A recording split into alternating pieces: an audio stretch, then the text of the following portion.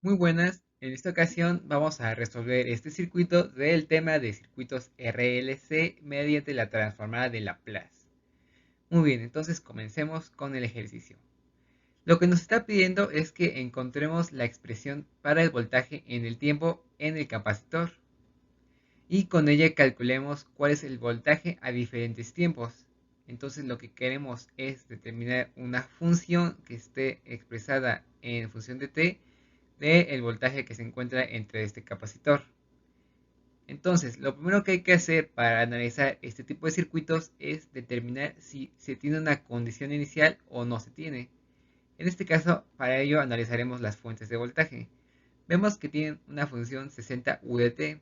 Esto lo que nos representa es una función escalón, lo que físicamente se podría representar como un interruptor.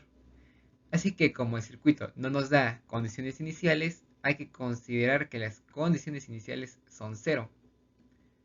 Entonces el circuito va a ser un poco más sencillo. Y como en cualquier circuito, lo primero que hay que hacer es pasarlo al dominio de Laplace. En este caso, al no tener condiciones iniciales, únicamente transformaremos el capacitor y el inductor con sus respectivos valores en el dominio de Laplace. Para el capacitor será 1 sobre SC y para el inductor será S por L. Y para las fuentes de voltaje, la transformada de una función escalón será el valor sobre 1 sobre S, que es lo que tenemos aquí. Muy bien, entonces ya que tenemos pasado nuestro circuito al dominio de Laplace, ya podemos considerar nuestro circuito como si fueran todas resistencias, aunque en realidad sean reactancia capacitiva y reactancia inductiva. Entonces aquí aplicaremos un método de análisis de circuitos para encontrar este voltaje. Como tenemos dos fuentes, a fuerzas hay que aplicar o método de mallas o método de nodos. Para este caso aplicaré método de mallas. Entonces proponemos nuestras direcciones de malla y tendremos dos corrientes. Y a partir de ella tendremos dos ecuaciones para calcular nuestras incógnitas de I1 e I2. Para nuestra malla 1 ya sabemos que necesitamos polarizar nuestras resistencias o componentes y nuestra fuente de voltaje se queda igual. Entonces lo que sale de la flechita es positivo. Entonces nos quedaría como 60S sobre S positiva menos voltaje en la resistencia 1 menos voltaje en la resistencia 2 y todo esto igual a 0. Ahora hay que representar esta diferencia de voltaje con la ley de Ohm, que es resistencia por corriente. Entonces, para el caso de la resistencia 1, como únicamente está pasando la corriente 1, será resistencia 1 por la corriente 1. Para la resistencia número 2 estarán pasando dos corrientes, I1 e I2. Entonces pondremos R2 de la ley de Ohm por la corriente en la que estamos positiva. En este caso, la corriente de malla 1, porque estamos en la malla 1. Y luego veremos si la corriente I2 está en el mismo sentido de la corriente I1 o en sentido contrario. En este caso está en sentido contrario, por lo tanto le restaremos la corriente I2. Y todo esto lo igualamos a cero, pero en este caso pasamos de una vez el 60 sobre S del otro lado como un negativo. Y ahora, para no tener S en los denominadores y que nos quede una función lineal más fácil de resolver, multiplicaremos todo por S, en lo cual nos quedará la expresión de acá abajo. Y ahora sí podemos poner nuestros valores de resistencia, capacitor e inductor que teníamos inicialmente, que acá están arriba.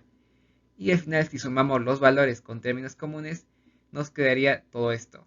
Y esta es nuestra primera ecuación con dos incógnitas para la malla 1. Ahora, para la malla 2 haremos exactamente lo mismo. Entonces, comenzando con la fuente, podemos decir que lo que sale es negativo. Entonces, menos 30 sobre S, menos voltaje en la resistencia 2, menos voltaje en el capacitor 1, menos voltaje en el inductor 1. Y nuevamente expresamos esto en términos de corrientes y voltajes de la ley de Ohm. Y entonces, ahora sí, podemos determinar que como en la resistencia 2 están pasando dos corrientes, ponemos la corriente en la que estamos I2 menos esta porque va en sentido contrario, entonces menos I1. Como en el capacitor 1 y en el inductor 1 está pasando únicamente la corriente I2, únicamente las estará multiplicando a las dos, su valor de reactancia. Y todo esto lo pasamos, bueno, el 30 sobre S lo pasamos del otro lado como positivo. Y nuevamente multiplicamos por S y nos queda esta expresión. Ahora sustituimos nuestros valores que tenemos y nos queda nuestra ecuación número 2. Ahora tenemos dos ecuaciones con dos incógnitas y podemos resolver el sistema mediante cualquier método. En este caso yo les recomiendo utilizar el método de Kramer, ya que como tenemos funciones de S, les va a ser muy fácil. Entonces aquí agrupamos nuestras dos ecuaciones en columnas y para aplicar Kramer necesitamos dos determinantes. La determinante que se encontrará arriba. Bueno, antes de eso hay que analizar qué es lo que nos está pidiendo el circuito. En este caso, como el circuito nos pide el voltaje en el capacitor, no tiene caso calcular la corriente I1 porque no nos va a servir. Únicamente calcularemos la corriente I2. Entonces, para calcular la corriente I2, donde aparezca en nuestro sistema de ecuaciones en la columna I2, ponemos el valor de los términos independientes que están después del signo igual. Entonces, en la primera columna colocamos estos dos valores y en la segunda columna colocamos estos dos valores. Ese es nuestro primer determinante y dividimos sobre el determinante general, que es de estos dos. Entonces respetamos las columnas, ponemos estos dos y del otro lado estos dos. Ahora aplicamos términos cruzados. Aquí decimos que menos 50S por 30, menos 1500S, luego menos del determinante por menos de este, más 60 por 20S, más 1200S, y abajo lo mismo, dividimos menos 50S por menos 10S cuadrada, 500S cúbica, luego menos 50S por menos 20S, más 1000S cuadrada, luego menos 50S por menos 2000, más 100.000 S. Y hacemos lo mismo con el de acá. Entonces, menos de la fórmula del determinante, 20S por 20S, menos 400S. Y aquí agrupamos los términos y observamos que arriba se puede factorizar una S y abajo también. Entonces, automáticamente eliminamos una S. Y nos quedaría la función esta en el dominio de S o dominio de Laplace. Y ahora lo que hay que hacer, como queremos la función, bueno, en realidad lo que queremos es el voltaje, más no la corriente. Entonces, como ya sabemos que no hay condiciones iniciales, lo que podemos hacer es aplicar directamente la ley de Ohm. Entonces, la ley de Ohm nos dice que el voltaje es igual a la corriente por la resistencia. En este caso ya tenemos nuestra expresión de la corriente y sabemos que la resistencia va a ser equivalente a nuestra reactancia capacitiva del capacitor. Entonces lo podemos expresar como una multiplicación y ya directamente ponemos nuestra función, que sería esta, y resolvemos. Si tenemos un capacitor de 0.5 milifaradios, dividiendo 1 sobre ese valor nos daría 2000, y 2000 por menos 300 nos da menos 600.000. Y el S que está en el denominador multiplicamos a toda nuestra fracción que tenemos abajo, quedándonos una función de grado 3 con estos dos exponentes. Y ahora, como cualquier ecuación de Laplace, para resolverla tenemos que dejar el exponente más grande como una unidad. Entonces dividimos sobre 1 sobre 500, tanto arriba como abajo, para que nos quede el S al cubo sola. Y nos quedaría esta función del voltaje. Entonces esta es nuestra expresión para el dominio de Laplace para el voltaje en el capacitor. Ahora, si lo queremos en el dominio del tiempo, habrá que aplicar la transformada inversa de Laplace. Y para ello, lo primero que hay que hacer es saber qué método vamos a emplear. Aquí hay varios métodos, ya sea factorización o alguna fórmula más directa. En este caso, lo más fácil es que factoricemos una S y nos quedaría de la siguiente manera. Entonces, observando esto, nosotros le vemos una forma como de fracciones parciales. Entonces, haciendo eso, tenemos nuestro factor lineal, entonces lo ponemos como A sobre ese factor S, más ese factor es cuadrático, entonces lo podemos expresar como BS más C, y lo dividimos sobre ese término.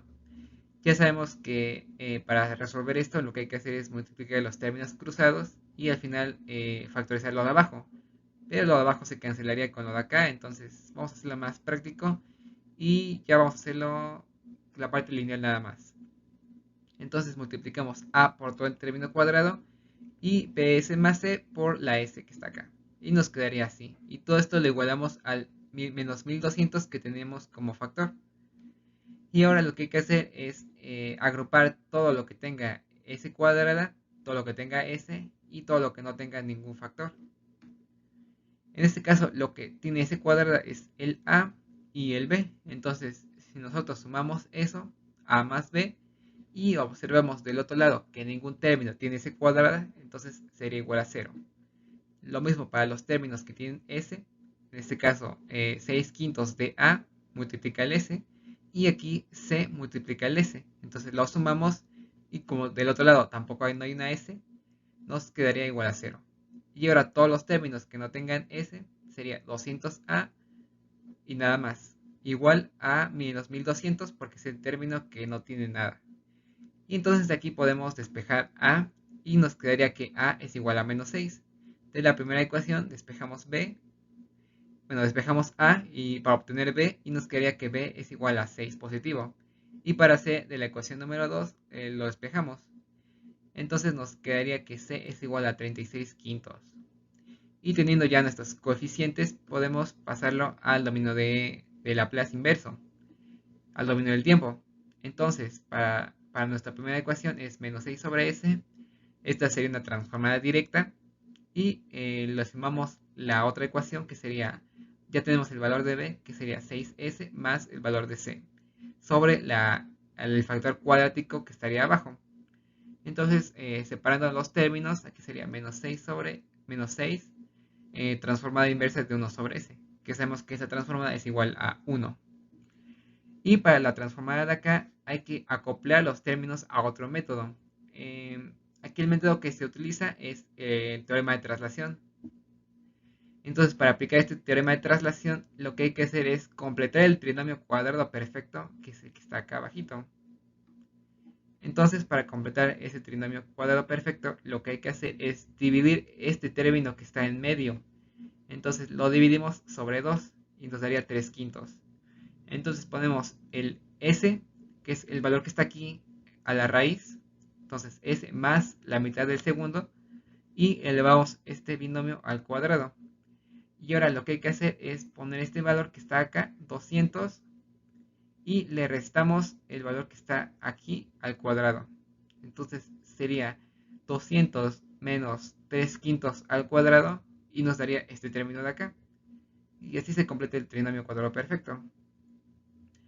Y ahora, con lo de arriba hay que adaptarlo a lo que tenemos abajo. Entonces, sí o sí hay que forzar que arriba quede este término que tenemos aquí, el s más 3 quintos. Entonces, ustedes lo ponen así y ahora hay que acomodar para que nos quede la función que tenemos arriba. Para que nos quede 6s, lo multiplicamos por 6. Pero al multiplicarlo por este, alteramos el valor que tenemos acá al ladito. Entonces, verificamos qué valor nos quedó. Entonces, 6 por 3 quintos nos quedaría 18 quintos. Y arriba tenemos 36 quintos. Entonces, para que nos quede lo mismo, entonces le restamos el 36 quintos, le restamos los 18 quintos que tenemos acá abajo. Y nos quedaría 18 quintos, que lo podemos sumar en otra transformada con el mismo denominador. Y ahora sí tenemos, bueno, tres transformadas, las cuales ya son directas. Entonces ya tenemos estas tres transformadas que ya son directas. Entonces para el caso de la segunda, que utilizaremos el teorema de traslación, que es el siguiente, lo primero que hay que hacer es identificar el valor de a. Entonces nuestra fórmula nos dice que la función f en s menos a va a ser igual a la exponencial por la función f de t. Entonces hay que identificar a. Aquí nos dice que la s tiene que estar restando a la. En este caso, como aquí es negativo, si factorizáramos un menos aquí, entonces a nos tendría que quedar negativo para no alterar que este es más. Entonces a tiene que ser menos 3 quintos. Y ahora ya nada más falta sacar nuestra transformada f de t. Para eso sabemos que nuestra transformada de f en s más a va a ser exactamente lo que tenemos aquí. Bueno, aquí únicamente el 6 lo saqué hacia afuera porque no pertenece a la transformada como tal, es una constante. Y ahora para pasarlo a f de s, únicamente lo que hay que hacer es donde aparezca s más a, que sería s más 3 quintos, poner s. Entonces aquí ponemos s y acá abajo ponemos s cuadrada. Y el término lo dejamos igual. Y nos quedaría esta función, que ya es una transformada directa. Que sabemos que la transformada de s sobre s cuadrada más una constante va a ser igual al coseno de la constante por t. Entonces aquí ponemos que nuestra transformada f de t es igual a coseno por la raíz de este valor sobre la raíz de 25, que es 5 por t. Y ya tenemos nuestra primera transformada, que sería la de la fórmula de acá. Y para el segundo término de la transformada de inversa, nuevamente aplicamos el teorema de traslación. En este caso, nuestra función f de s más a sería esto. Otra vez sacamos el 18 quintos hacia afuera. Y para pasarlo a f de s, donde aparezca esa función de s más 3 quintos, ponemos s. Entonces nos quedaría así. Y sabemos que la transformada de 1 sobre s cuadrada más una constante es igual al seno de kt. En este caso necesitamos que la constante esté arriba. En este caso, como no tenemos una constante, tenemos que dividir sobre ese valor que está aquí para que nos considere como si tuviéramos el valor arriba. Entonces, dividiendo 1 sobre el valor de la raíz de esto, tendremos esto por el seno de la raíz de todo el valor de k. Obviamente multiplicando por t. Entonces ya tenemos nuestra función f de t de nuestra segunda transformada de teorema de traslación. Y ahora sí podemos agrupar todos nuestros términos y todas nuestras transformadas en el voltaje de t. En este caso, menos 6 por la transformada de 1 sobre s, que es 1, nos queda como menos 6. Y la transformada de la función que está aquí sería el 6 que sacamos, 6, por e a la a, que es menos 3 quintos de t, por el coseno de kt, que en este caso es esta función. Entonces lo ponemos y así nos quedaría. Para la tercera transformada sería 18 quintos que sacamos por e a la menos a, que es menos 3 quintos de t, por la transformada f de t de la segunda, que es esta que está aquí. Entonces multiplicamos todo esto por la segunda función. Y nos quedaría nuestro resultado final así. Entonces esta es nuestra función del voltaje del capacitor en el tiempo en cualquier momento. Ahora lo único que nos quedaría es evaluar nuestra función del voltaje en el capacitor en el tiempo para los tiempos que el problema nos indicó. Nos dijo en 0, en 1.5 y en 4 segundos.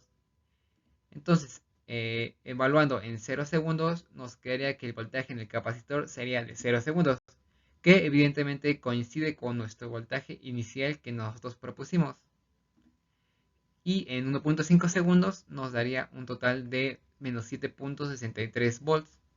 Para el caso de 4 segundos tendríamos un valor de menos 5.45 volts. Y ahora lo único que podemos hacer es graficar nuestra función del voltaje del capacitor en el tiempo para observar cómo es que funciona. Entonces aquí vemos nuestra gráfica y vemos que es una función subamortiguada, que al final va a tender a un valor de menos 6. Entonces en la ecuación podemos ver lo que es nuestra parte estacionaria, que es el menos 6, y nuestra parte transitoria, que es toda esta parte, que como contienen exponenciales van a tender en algún momento a desaparecer hacia 0. Y pues así es como se analiza un problema de este tipo de circuitos RLC mediante Laplace para la respuesta en el tiempo del capacitor.